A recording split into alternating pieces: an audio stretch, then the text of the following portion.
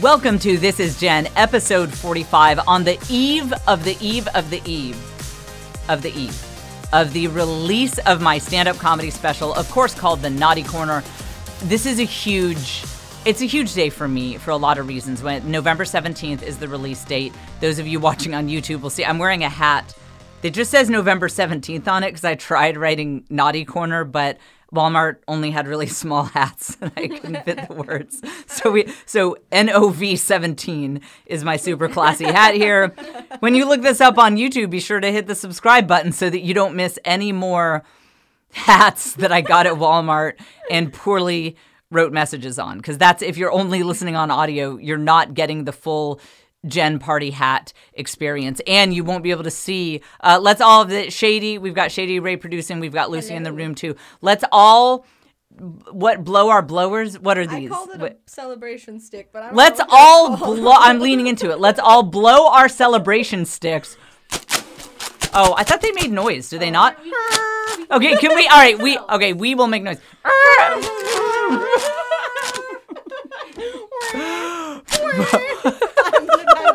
I'm being your sound. This is why I have millions of listeners to this podcast. It's this kind of quality content. I did not know until this moment that these blow sticks, celebration horns, yes, what do you call them?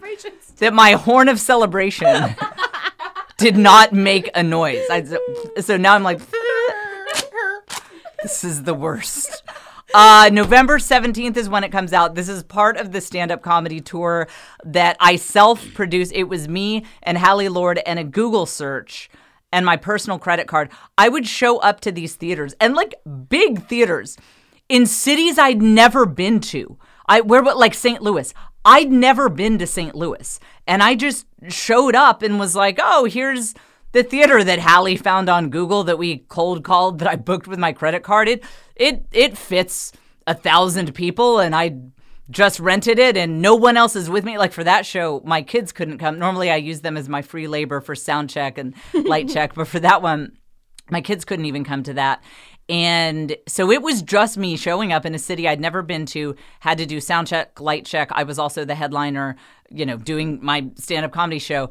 It was unbelievable. So the stand-up comedy special, The Naughty Corner, was filmed as part of that tour by Spirit Juice. Those guys are incredible. So this is very monumental to me that it's finally out. I have never worked harder on anything in my life than the tour that came together as part of this special. It's one of those things, God does this sometimes. I'm sure you can relate to this. Have you ever had something where it's very clear to you that God didn't tell you how hard this was going to be because he knew that you wouldn't do it if you had even the slightest clue how astoundingly difficult it would be? So that was me with the Naughty Corner tour, but it was a blast and it was hugely successful. We sold out almost every single show, including twice in New York City, which is not easy to do. And thank you, Shady. And so anyway, I'm super excited about it. November 17th is the official release day. I know some of you did check it out. We gave Pandora an exclusive for just the audio version. It's not the same if you don't see it. So you need to look it up on Amazon, Apple TV, the Google Play Store will have it. You need to actually see the visual because Spirit Juice did that. I told you guys before, Netflix films, when they film a stand-up comedy special, they use 3 cameras. Spirit Juice did 8 because nothing but the best for us over here. So it's big exciting times. And final thing on that, I will be doing some really exciting things for you guys to celebrate. If you post about watching the special, I think I'm going to randomly message people and send them gifts. I don't have all the details yet, but I think I'm going to create some special gifts that I personally, like sitting here in this studio, package and handwrite and send you guys gifts. I think, not nailed down yet, but I'll have all those details on my email list. Sign up for my email list so that you don't miss anything for the launch. Lesser comics have launch parties. I am having a launch festival. I'm having a launch festival for the Naughty Corner stand-up comedy tour, comedy special. It begins on November 17th, but it will last days and days and days. Like, you know how Catholics celebrate Mardi Gras? It's never just that one Tuesday. It's all just drunken debauchery for like a week. And I know that's not what it's supposed to be, but it is. So that's what we're doing for my stand-up comedy special. Yay. And so the point is, get on my email list, jfemaillist.com. jfemaillist.com. I will have all those details. And of course, I'm constantly on Instagram talking about this stuff. Jennifer Fulweiler is my handle on Instagram. So follow me as well. And you know what? While you have your phone out, while you are following me places, this actually brings me to the first topic. We're going to do Jensplaining, where I cover the news and I talk about what's going on in the news and I give my take on it. I'll get the cowbell out. All of that. So we will talk about current events in the news. But our first topic is one of tremendous urgency.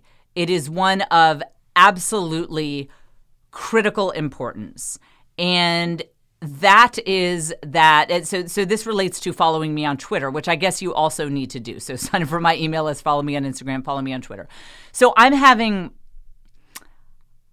one of those mornings. I bet a lot of you guys can relate to this, where you wake up and you realize that the night before you were up too late on Twitter and you ended up committing to a dance-off with Jonathan Blevins that was orchestrated by Jeannie Gaffigan, where you will be dancing to the church hymn On Eagle's Wings. You know, don't you hate? I hate when that happens. I hate it when that happens. Jeez. It's just one of those, mornings when that happens. Weird. And so now I am in a position So weird. where I have to figure out what am I going to do? How to First dance. of all, well, yeah, right, yeah. But what did you say? How to dance. Right. I have to figure out, first thing is like, I got to get off Twitter, guys. Like, what positive thing has Twitter ever brought into my life? It was literally, it's midnight. I'm sitting around, ha, ha, ha. Jonathan Blevins is like, I challenge you to a dance off. And I'm like, oh, yeah, I actually wrote in all caps. I said, I was born for this.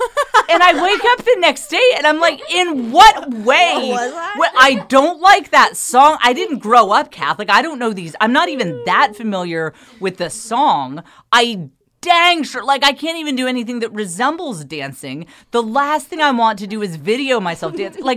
Why would someone say that, Shady? Why would I say I was born for this? I don't know. On Twitter? I don't What was I know. doing? So I'm going to play On Eagle's Wings. And so for those of you who don't know, you're probably thinking it couldn't be worse. Jen, it couldn't be worse than what, this sounds really bad. You can't dance.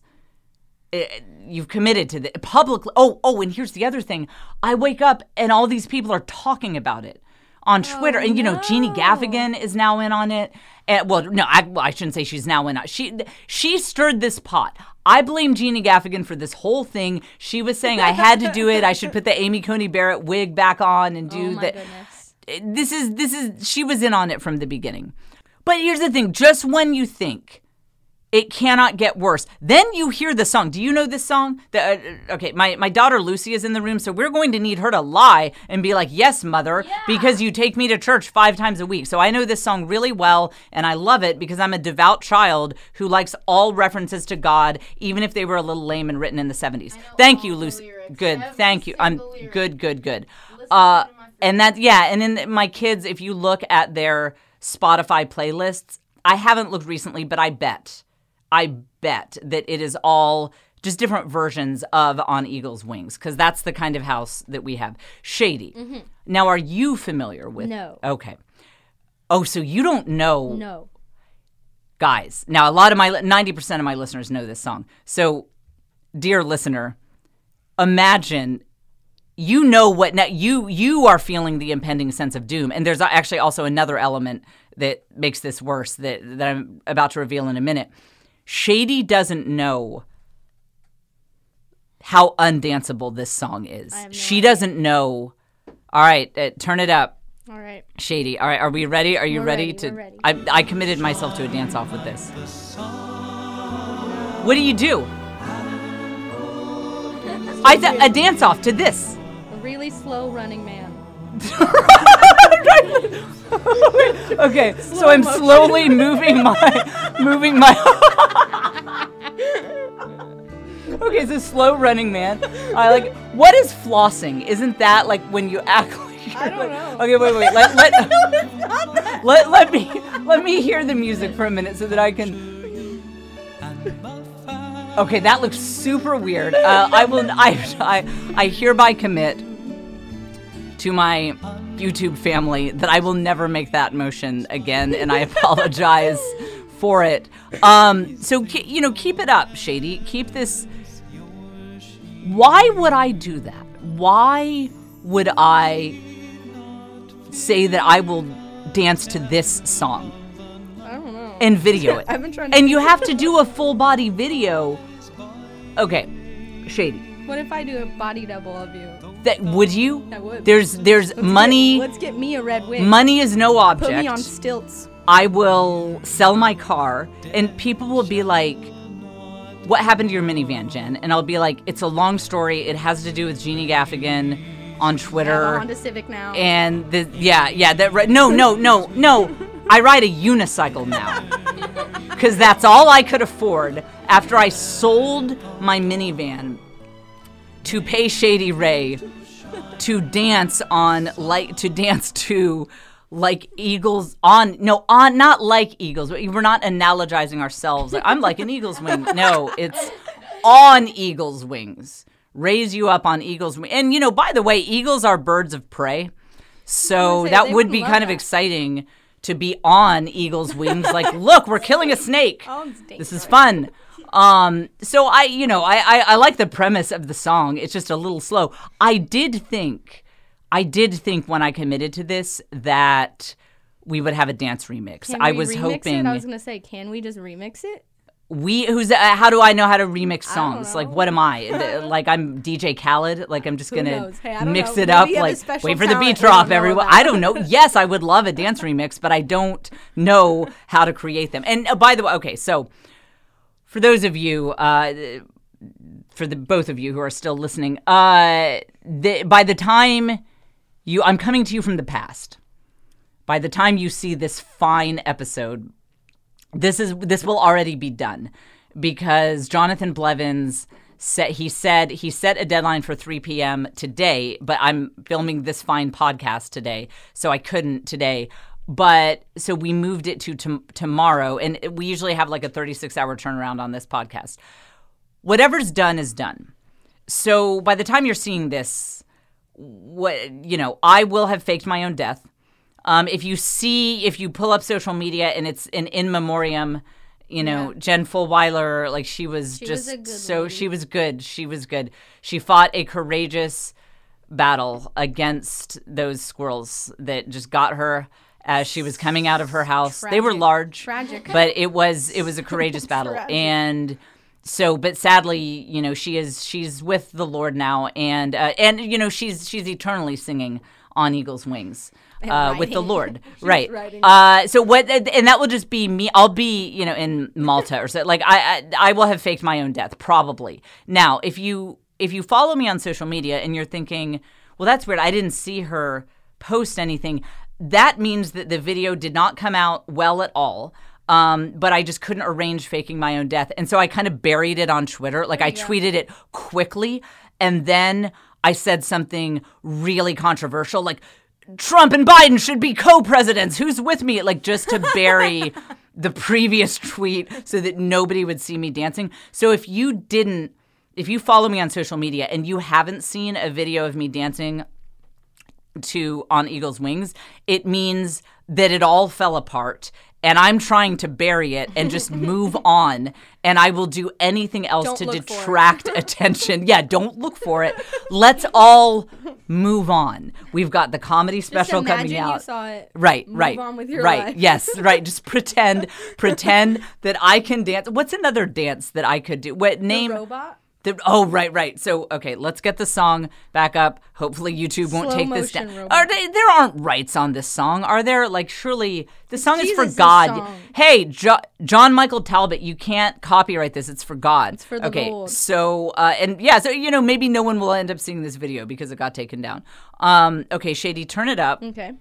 Okay, so what's the robot? How do you, so I put my hands up. Oh, I'm being a mime. Okay, I'm doing the mime. I'm like, let me out. Let me out. No, that's the mime. That's so we'd be like, right. You can be like that? Right. Oh, yeah, okay. Okay. Yeah. Audio listeners, I don't know why you're still listening on audio only, but I'm now doing the robot to On Eagle's Wing. Right. If this doesn't get you to subscribe to my YouTube channel, I don't know what will. Okay. Pass it like the wave. I wish you guys could see how Shady is moving. Shady, jump behind the camera here. Shady's going to be on camera. This will like triple my view. She's very beautiful. So now I wish you could see how she is moving compared. Watch me. Well, again, sorry, audio listeners. I'll describe what's happening. Okay. Shady, you do what you were just doing, and then we'll all watch me try to talk. Yeah. I can pass it to you. Right. Wait. What do you? Whoa! Pass it. Yeah. What? And then it goes through me because it was what? through me, right? What? She's okay. Wait, guys. She's passing me away. Whoa! Oh, yeah. Whoa! That's how wait, okay, but let's try this again. She's trying to pass me a movement. Is this? Whoa! What? This? I'm not. Okay. Ah! Okay. You started with that hand. Just wait. What? Oh. You got it. That's all I need. Can I just do this as my submission to the dance-off? Can we just like take like, this clip and we're like, this is it. This is it. Oh, dabbing. Yeah, you can That's dab. another. We can dab. Okay, my daughter is like changing. She's in the she's like online right now. How to change last name when you are a minor. Oh wait, let me. Okay, so now I'm trying to do what Shady just did, and instead I'm doing the Cabbage Patch. This is not. This is just you stirring the Twitter pot. Stirring the Twitter pot. So this brings us to a good story. Thank you, Shady. Thank you. Let me get my celebration horn that makes no noise. Can you guys hear the paper?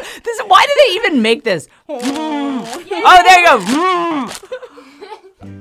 Okay, so They stopped the music now. Sounded like a moose that had been shot with a tranquilizer gun. So that's good. And that's my mood. You know, mood.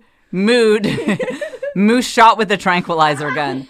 So this brings us to a tangent that is worth exploring. Okay.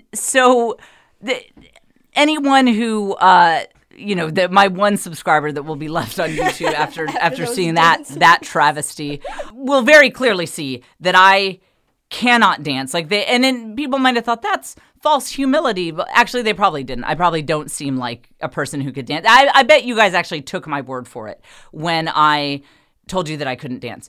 That reminds me of when I was at my husband's high school reunion. And, and it's never fun to go to your spouse's high school reunion. My husband was voted most popular in high school. And I was just goth in my high school. And he was also, he had this very impressive stuff that he did after high school. And there was always this palpable disappointment when people would meet me because they expected me to be an attorney or have gone to an Ivy League school or something. So anyway, it was not generally a fun experience for me. So, but everyone was very nice. I should say that because some of his friends might find this video at some point. Everyone was lovely and wonderful. So we were at some it was like if Chili's had a disco ball. So we're at that place. And there was a dance floor. And I'm thinking, why do this to people? If you have an establishment that has a Chili's kind of vibe, nobody there needs to be dancing. Don't do that. Don't tempt them because they're going to have 4 Bahama Blasts and be like, I'm going to, I need to be on this dance floor. And they don't. So we're there, and it was late, and everyone was drinking. And the one girl that I really bonded with, she was great. She was so much fun. And not only did this woman look like Beyonce, but she could dance Beyonce. So she gets up on this, the Chili's dance floor, and she pulls me up. And I want to be clear. Hey, I'm having fun. I'm jovial. I like a good time as much as the next citizen. I'm fun. What wouldn't seem fun about me? So I get on the dance floor, and immediately it was like, I should have never done this. And all of Joe's classmates who already couldn't figure out what was happening with this marriage. And by the way, another factor there is I had just had my third baby in 3 years. Actually, Lucy, who is here, she had just been born. So, not everyone on that stage had the Beyonce movement and figure going on. And so I feel Joe's classmates. I feel the wonder in their mind. Like, what's he doing with her? And what is she trying to do on this dance floor? And so this girl, I wish I remembered her name. She was so great. So she turns to me, like the beat's really getting heated up. And there's somehow, because my life is hell, there was a mic near that so people could hear these interactions that are going on. I think it was like a karaoke stage. And so you have to picture a Beyonce video. Like, this woman's knees are made of titanium. Like, she's going down to the floor and back up and shaking everything in the most perfect way. And I'm up there. I'm like Gumby. Do you know the cartoon character? I'm like if Gumby had a backache, like that's what I am on this dance floor. And so she turns to me, and everyone can hear this, and she says, "Girl, drop it like it's hot." Oh no! And everyone looks at me, and my call to action is now to drop it as if it were hot, as if it's burning hot. And I turned to her, and like the mic picks this up, and everyone hears me say, "I can't, I'll fall." And it was just the ultimate party killing. Like, you have to imagine the music is bumping. It's like, I'm like, I can't. I'll fall. You're like, it's not hot enough. It's not hot enough yet. Okay, we're still working on it. So everyone, you all need to pretend you don't know me. I mean, this is, and so, imagine my horror at the fact that I have gotten myself signed up for a day. Maybe I'll tell Jonathan Blevins. I'll be like, I can't, I'll fall. And then the final, you're like, okay, so just when this podcast keeps delivering, because just when you think this situation can't get worse, it is the perfect embodiment of all that is suck. It gets worse. Guess who Jonathan Blevins' brother is? I don't know why I phrased that as a question, because my demographic would never guess. So I'll just tell you. His brother is a gentleman named Ninja. Ask the nearest person to you who is under the age of 20 who Ninja is, and they'll just start screaming. They'll just start screaming with tears of joy. Imagine if Elvis had blue hair and was just like a fun, sweet guy. Well, I guess Elvis was a fun, sweet guy. Okay, this analogy is falling apart. He's as famous as Elvis, is all I'm trying to say. He's the modern day Elvis. And one of those people, everyone just thinks he's really nice too. Like, he's just a positive presence in the modern influencer landscape. So this is Ninja's brother. Jonathan is Ninja's brother. And my children, now, they tolerate mom's social media antics. Some of them have even been involved with such fun times as mom riding around on the back of a pickup truck driven by Shady while filming herself on selfie mode in a judge's robe and pearls and a $5 Amazon wig.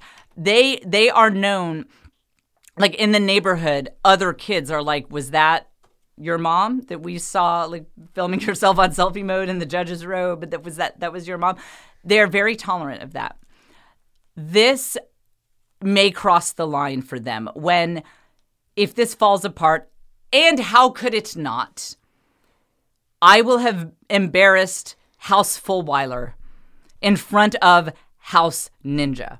I mean, high chance that Ninja sees that. He follows his own brother on Twitter. High chance that he sees this. And my kids are like, embarrassing us in front of your fans is one thing. Embarrassing us in front of Ninja, we did not sign up for this. We're shutting this down. So anyway, they might fake my own death for me. They might log into my social like, sorry, media no, she's accounts. passed away. R.I.P. That everyone unfollow her immediately. They're like, we had to put her down. It was Right? Yeah. It was really rough. It was a really hard That decision. actually brings us to the next topic. Oddly enough, Oh, no. perfect segue. Perfect segue. So we'll get to that topic.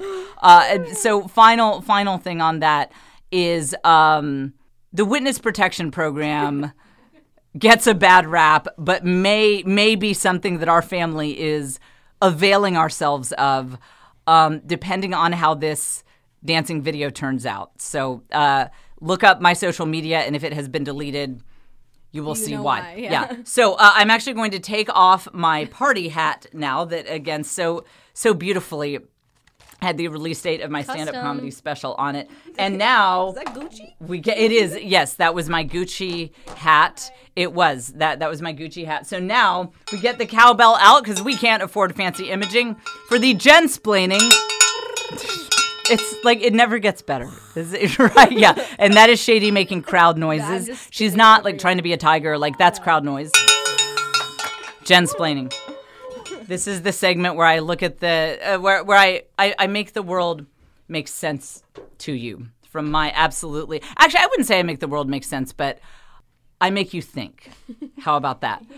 So, President-elect Biden. But I didn't mean for that to be a controversial statement. How about just Biden? So who knows what will have happened with this election by the time this comes out? You know Biden. You've heard of the man. So he's making appointments. And so he decided to put together his coronavirus task force. I was not invited to be part of this. I've read a few tweets on coronavirus. I feel like I could figure this out. I feel like I would have been a great contribution. Rude. Rude. Nevertheless, I was not invited. But you know who was? Dr. Ezekiel Emanuel. Does that name sound familiar? Okay, yeah, no, it probably doesn't. To anyone who reads The Atlantic, it might. Let me get the exact headline of a joyful article that this doctor wrote. Let's see. Atlantic. Dr. Ezekiel Emanuel in The Atlantic. This is a fun little piece he wrote. Why I hope to die at 75. So he'll be running the coronavirus stuff. Now, might be good for the economy because somebody with that attitude is going to be like, open it all up, kill everyone who doesn't deserve to live because they're a day older than 75. So I don't know what this guy's going to do talking about coronavirus. But in 2014, he had an essay in The Atlantic in which I'm reading here from the National Review about why he hoped to die at age 75 and why he finds the idea of living past that date to be morally problematic. Now, this is the exact kind of thing I'm always talking about. There is this pernicious idea in our culture that we can let go of Judeo-Christian values, traditional values, and it'll be fine. This was big with the atheists that I used to hang out with. There was this idea of, we're just going to be good people for the sake of good people. Nobody needs a higher power. That doesn't do anything for anyone. Who even cares? Let's just get rid of this belief system. What has it really gotten us anyway? Well, Dr. Emanuel is actually a perfect example of what happens when we give in to completely secular ideas. And we can't seem to let a single episode of this podcast pass without me shouting, atheists, this is the world that you want. So let me begin this segment by shouting that again. Atheists, this is the world that you want. It's all going to be Atlantic articles about how I want to die at 75. And let's this article is too good to just gloss over. It's too good. It's too much secular. I'm trying to find a word. I try to keep this podcast okay for kids listening to in the background. What's a word other than dumbassery? Mumbo jumbo. Thank you, Shady. I just What turned would into I? my dad for a moment. What would I do? Right, exactly. You whippersnappers. What would I do without this crack team, by which I mean Shady? This mumbo jumbo it's too rich. Every sentence is a new gift. Every sentence for me is like a gift that has been specially packaged with a bow on it that says free podcast content for Jen Fulweiler. Every sentence. Okay. So, and it's not funny. It's not a funny article. Clearly. It's not. Here. Okay. I'm not laughing. I'm gesticulating. Here we go. Dr. Emanuel in The Atlantic. Here is a simple truth that many of us seem to resist. Living too long is also a loss. It renders many of us, if not disabled, then faltering and declining, a state that may not be worse than death, but is nonetheless deprived. You could do an entire course on the worldview summed up in that statement. And here's the problem. A lot of us who are immersed in this new godless secular culture, you live your life surrounded by these people. A lot of us could read a statement like that and gloss over it and be like, well, that's all right. I don't want to be some shriveled up hobbit, like unable to speak or like drooling on myself. You can read that and think, well, like, all right. I kind of see where he's coming from. But this is what my father trained me so well in this. Before you agree to something, say, yeah, that sounds right. That checks out. Look at the underlying truths behind it.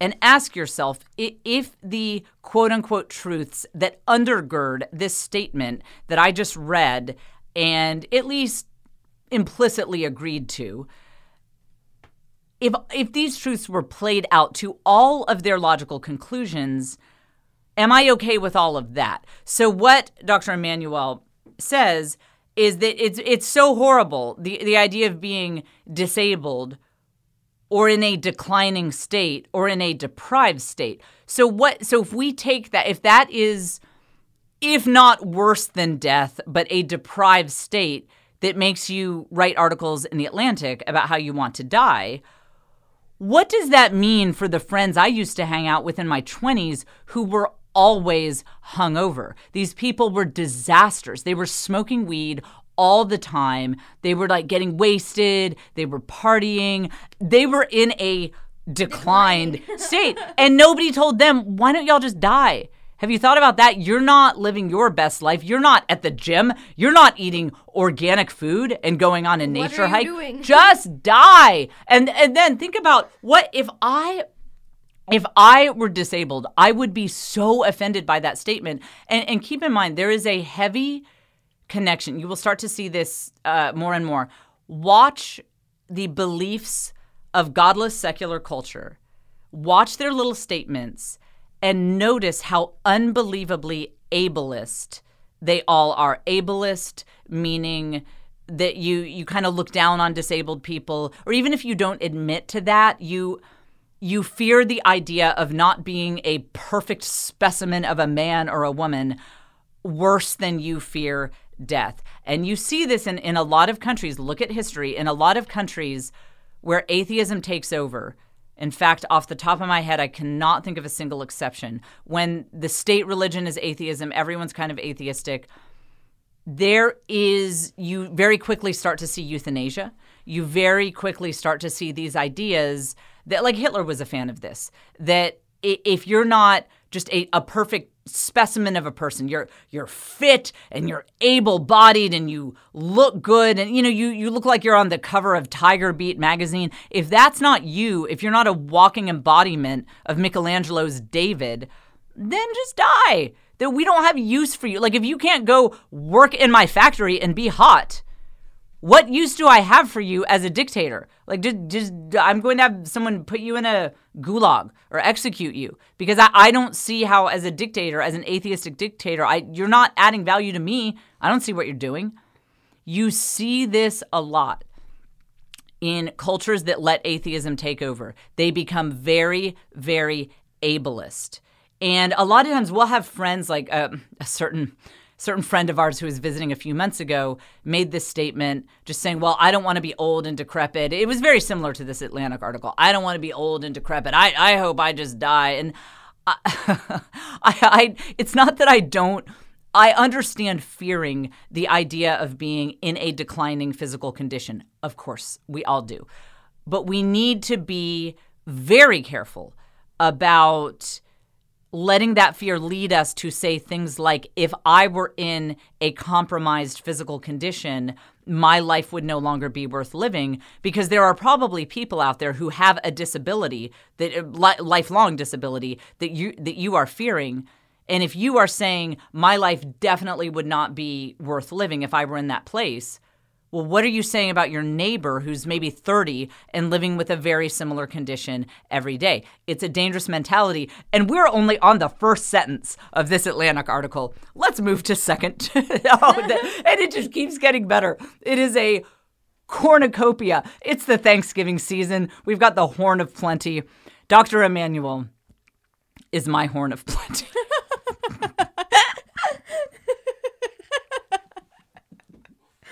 Until he turns 76, and then I will have no use for him. Yeah. He'll just need to die immediately.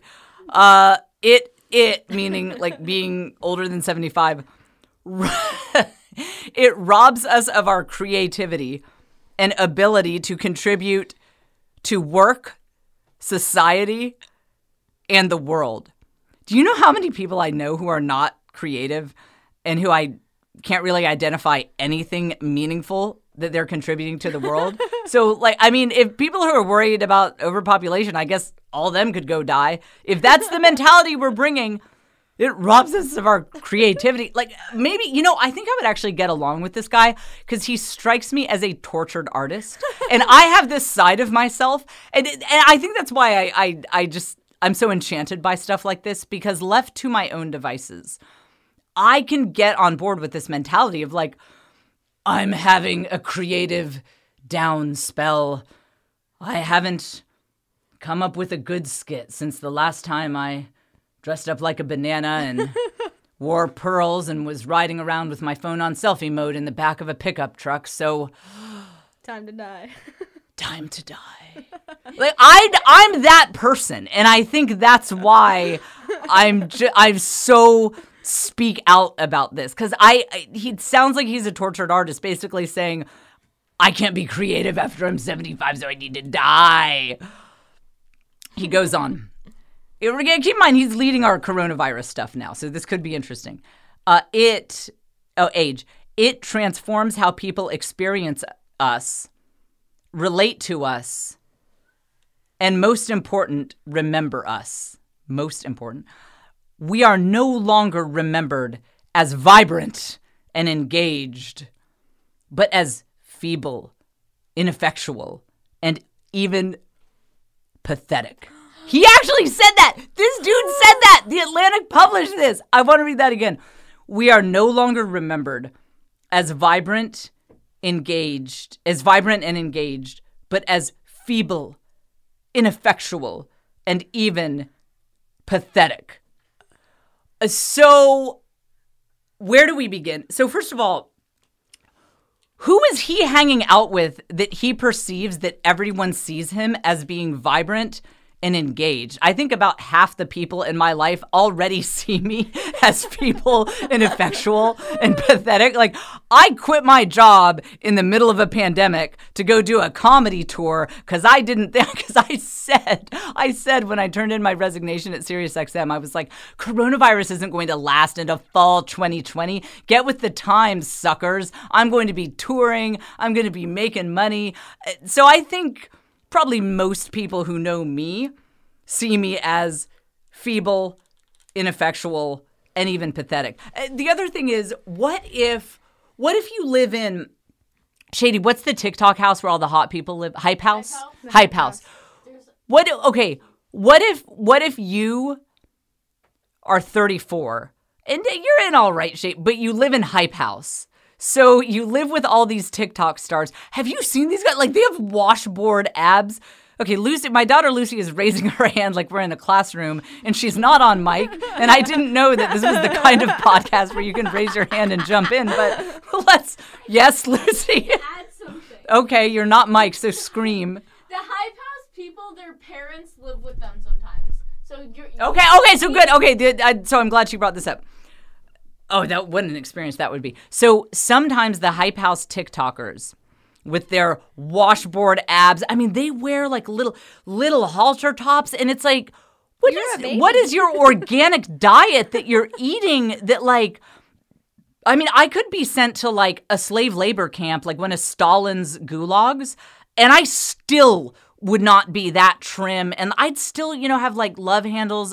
There's nothing I could do to look like those people. So anyway, what if you live in Hype House and you're 34? Well, you are going to feel feeble and ineffective and pathetic compared to the Hype House guys. That's the thing, is all of whatever anyone thinks about you, it is all relative. There's no objective. Like, you should see, whenever I post anything on Instagram, I've always got a couple of haters who jump in. If you read my comments within the first hour, because I delete these. I don't mind being criticized, but some people they're just derailing the conversation, so I delete them.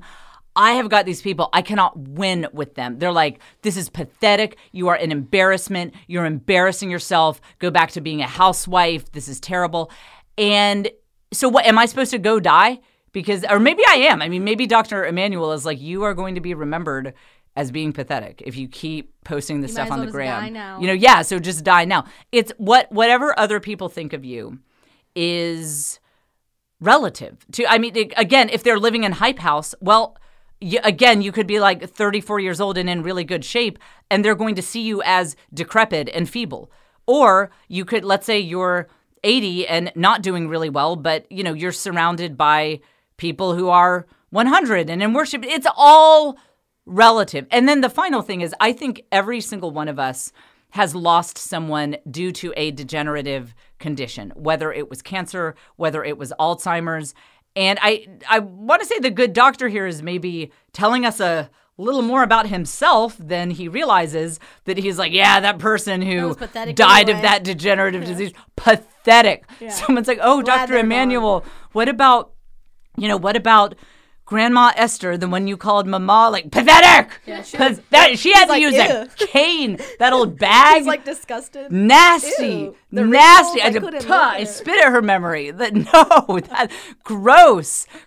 Like, what? She should have died when she was 40 because she had some gray hairs. Like, wrinkles. Oh, wow. It was awful. She lived till she was 90. What hell? Hated it. Who has ever thought that? Evidently, this guy. Pathetic. This is what. Well, subscribe to The Atlantic because this is what you're missing. Sentence 3, shall we? That's it? That's right. Oh, so here's, okay. You know how the Catholic Church is super, super not into tarot cards? Is it tarot or is it tarot or tarot? I think it's tarot. Every time you tell me how to pronounce something, I immediately forget and say it wrong, so I don't know why. Tarot cards. Uh-huh. Super against that, against fortune telling. Like, we're always like, that is bad news. You don't play games with that. One of the reasons, there are a few reasons, but one of the reasons is philosophically, we have this idea that you should not get too into the idea that you know the future, because it gives you a false sense of control and it gives you a false sense of power. And when people feel like they have perfect control and power and knowledge, it never works out well. They always end up using those ideas for ill. Look at history, it's never worked out well. So Dr. Emanuel goes on to say, by the time I reach 75, I will have lived a complete life. What? Who gave this guy a crystal ball? You don't know that. What if you end up, your doctor gives you a prescription for Quaaludes and it gets out of control and you're like, I wasted the last 20 years. You don't know that you're going to have lived a complete life by age 75. He says, I will have loved and been loved. My children will be grown and in the midst of their own rich lives.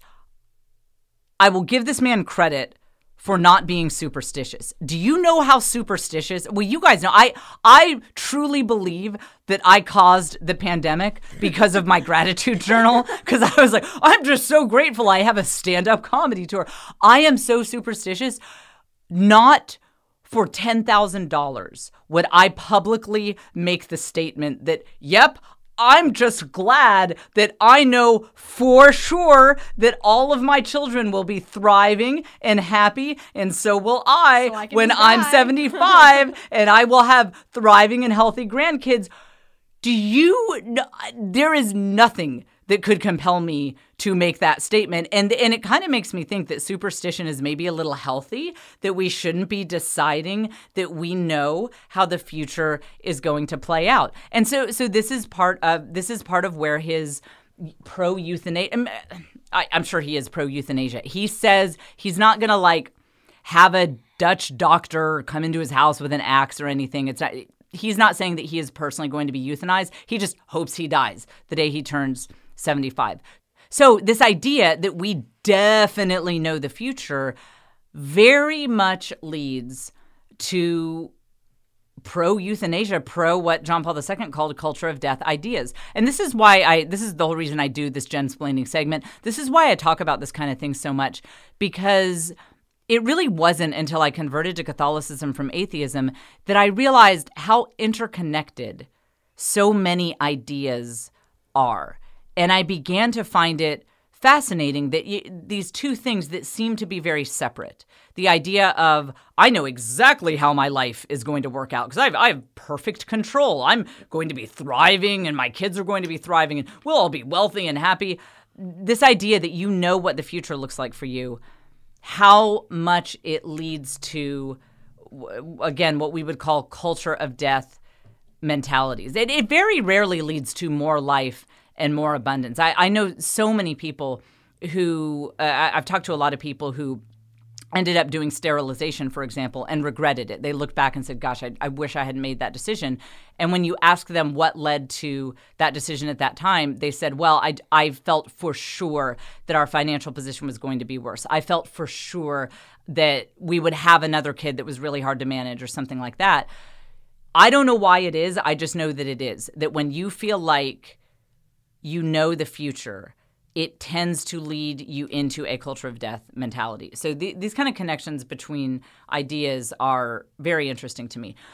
And so he says, I will have seen my grandchildren born and beginning their lives. So even by his own admission, his grandchildren's lives will be just beginning. Mm-hmm. My children had the benefit, my older ones especially, of knowing my grandfather, who was their great-grandfather, because he lived to 100. And by the way, he was running errands and going to the grocery store and cooking gourmet meals he was still cooking up to age 98, but he could drive and go to the grocery store and was fine up until age 96. So we don't know the future. Crazy. Yeah. So, and I mean, imagine if he had that mentality, I hope I die at 75. That is 20 years in my life that he added so much love and richness and advice. And again, imagine my children, if my grandfather was in his 80s when my kids were born. So if he had died at 75, my kids would have never known him. And as it is, my kids, what's my kids' generation? Gen Z, Zoomers? They're not millennials. I don't know. Lucy, what are you? Gen Z. How cool is it that they have actually had sit-down conversations with someone who was born in 1914? He remembers when the transportation was horses bringing horse-drawn carriages, like before the automobile. He remembered when he saw his first plane. My kids would have missed all of that if he had died at age 75. So, and another very Catholic idea is that's basically spelling out this idea is that, look, if God still has you alive, he has a mission for you. And a beautiful example of this is when we took the kids out to a monastery in Oregon, Mount Angel Abbey, amazing place. Sometimes I have here on the YouTube show the Mount Angel mug. So they're Benedictine monks and priests there. And they have a sister monastery. I forget the name of their order, but they are Benedictine sisters, so they're nuns. And there was a nun there who was, I believe, 94 at the time, and just in vibrant health. I mean, talking to her, again, you want to talk about ageist mentalities. I've talked to a lot of 28-year-olds who were far less interesting and with it and witty than this woman was at 94. So, like, if you're going to do a scale of who needs to die, let's at least evaluate people fairly. Wasn't this 94-year-old? So she was talking about, she said that God gave her a mission to engage in written correspondence with people who might not know how much they are loved and valued. And she said, back in my day, writing on paper was how we communicated, but people have lost that. But everyone loves to get a letter. Everyone loves to get something in the mail. So, like, when she would go to the dentist's office, she would sit down, and she saw this as her God-given duty. She would write out a letter to the dentist and say, I just want to tell you what a great job you're doing and how much I value your practice and what you're bringing. Then the hygienist, then the receptionist. And she would write each one of these people, like the cable guy who came to fix the cable at the convent, and just say, hey, I just noticed that you were just such a bright spot in our day. It was so wonderful to meet you. Shady, I don't know about you. I don't know a lot of people who are adding more value to the world than that. That's so inspiring. None. Yeah. And so, we have this idea that God is the one who is in control. And if you're still alive, he has a mission for you. And you might even be in a coma, and God is going to be working through you. Maybe, and sometimes I imagine, like, if I do something stupid, I'm riding, doing a TikTok on the back of a truck, and I end up in a coma. And, I'm sitting there in a coma, and I'm like, blah, blah, blah. God can work through that. Thought you could see the look on Shady's face. God can work through that. Because, maybe a nurse is like, oh, that blah, blah, blah. That reminds me of, what could it possibly remind her of? Of a horror movie I once saw with my friend Betty. And I haven't been in touch with Betty forever. And she calls Betty, and Betty was in a deep depression, and the whole thing gets turned around, and it was all from me being in a coma. If God still has you alive, he has a plan for you. And you know what I love is, like, this mentality of, like, I won't be able to add value to the world after I'm 75. Like, can we look at what people who are younger than 75 are doing in the world? Like, in this day and age, if you're 32, you're like, I'm a social media strategist. Come on. Who needs to die? I mean, that person. Is it the 94-year-old nun who's writing letters to people to tell them how loved they are and how cherished they are? Or is it the social media strategist? A lot of my friends, by the way, are social media strategists. Let's look at who is adding what value. I just love this idea that everyone under 50 is just crushing it in terms of adding value to the way. They're like, I'm an influencer. Like, do you follow these influencers on Instagram? Like, what are they doing that makes them worthy of life? The point is, what is the point? No, the point is, as soon as you introduce this idea that we as human beings can judge ourselves or anyone else as being worthy of life, it gets very dangerous very quickly. Because one day, who might end up stumbling into power and influence? A worst case scenario could play out, and someone like me could end up having power and influence. And I mean, my scale of when life is and is not worth living. I could look at someone who's really, really fit. They're a long distance runner. Time to go. But the guy's Wi-Fi is slow. Like he's tried calling Verizon and he can't get it fixed. And it's constantly just to pull up twitter.com takes a full 8 seconds. Well, I might be like, done. He's lived a good life. but I hate to see him in pain. I hate to see him in pain. I think, and he'd be like, no, I'm good actually. And I'd be like, no, we have a Dutch doctor here, and we're, it's hard to see someone suffering that much. This is what we can't do it, and that has always been traditional Christian teaching. You don't get to decide if your life is worth living. You don't get to decide if anyone else's life is worth living. God is in charge. If you are still on this earth, and if they are still on this earth, then God has a plan for them, and you need to just shut up and just ask God what he wants you to do instead of talking about when you want to die. God will decide when you die, and you leave that to him. A couple final quotes on this. Dr. Emanuel, leading our coronavirus task force now. But age 75 defines a clear point in time.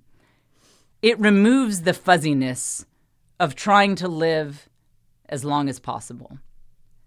Can you imagine? I'm sure if he's married, it's lovely, but can you imagine if he had a bad marriage and like every time he and his wife got in a fight, she was like, 1,846 more days until I don't have to deal with you. And you're like, when you put a number on it like that, anyway, the people who are annoyed by you, my haters, if I put an age on, like, I'm really hoping to peacing out. Peace out about age 72. They'd have a countdown app that's like the number of days left that we have to deal with Jen Fulweiler. You can't, that's okay.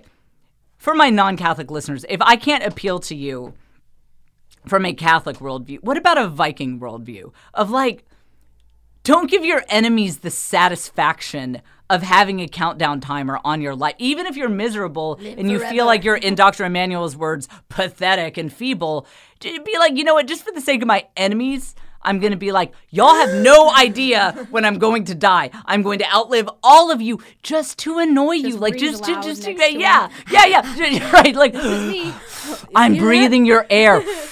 Ooh, and it tastes so good. Delicious. Ooh, I keep breathing your air. Like, I could lose both my arms and legs and like have everything going wrong physically, and I'd be like, I'm still here. I'm still breathing your air. Like, just to annoy the people who hate me. So if I can't convince you guys from a Christian perspective, maybe the Viking worldview of smiting your enemies, maybe that's a more compelling case. So the final thing is, we end this essay with a swan song. He saves the best for last. Dr. Emanuel says, having a date that you're hoping to die, it specifically forces us to think about the end of our lives and engage with the deepest existential questions and ponder what we want to leave our children and grandchildren and community, blah, blah, blah. I like how he acts like there's no other way that you would ponder big questions like death and the end of your life. Like, try being Catholic. Try being a practicing Jew. Like, that's all we talk about in the Judeo-Christian, specifically the Catholic tradition. Okay, how about this? We as Catholics, there is an altar, a church, and the altar is where you consecrate the Eucharist and all that. In the UK, there is an altar made out of human skulls. Made out of human skulls because we want people to remember, like this, hey, nothing helps you remember that God is in charge. You are not as important as you think you are. None of us know the hour or the day. Sometimes you read articles in The Atlantic that try to help you remember that. We as Catholics are like, how about altar made of human skulls?